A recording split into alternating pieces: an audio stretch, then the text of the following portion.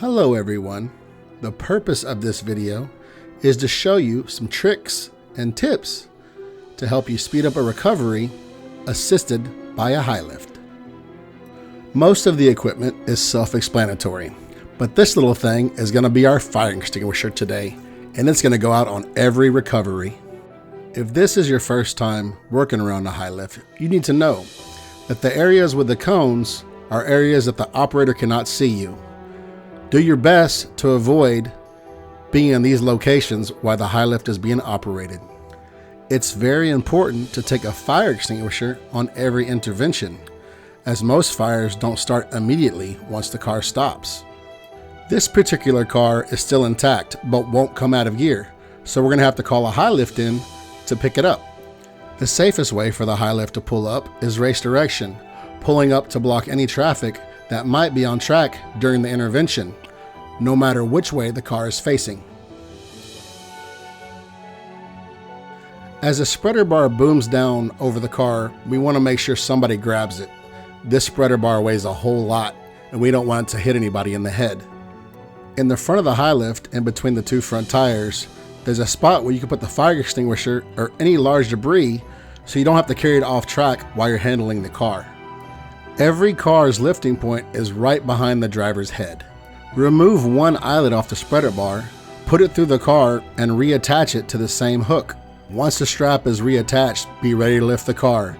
Bend over a little bit and get ready for the car to shift. This one in particular is going to move a little bit to the left. Even though the car is completely intact, you can see it is still not completely balanced. So we're going to need to push down on the back of this car. Take note that it's a lot easier to push down on the car than it is to pull up. Just make sure you're not fighting each other while y'all are working together. Once we get the car up in the air and ready to travel, we're going to rotate it into our traveling position, perpendicular to the high lift. Now as we travel to the cutout, understand that the car will not go in the cutout perpendicular, so we need to rotate it back parallel to the high lift to get it through the cutout. Once we get off track, we can call the all clear and go back to green flag racing. Now I'm going to show you the easiest position to load these cars in, if room allows. Position a person at opposite ends of the car and rotate it to 45 degrees as the rollback backs underneath the car. Once the rollback backs underneath the car, you can straighten the car back out, and the high lift can boom in or out to center the car on the rollback. The second best way is to back the rollback parallel with the high lift underneath the car. Both of these techniques minimize the amount the car swings while it's over your head. Once we have the car on the rollback, we don't want to completely take the tension off the spreader arm until we have at least one tire strapped on the rollback. Once the car is strapped to the rollback, we can boom down, take the strap completely off the spreader arm.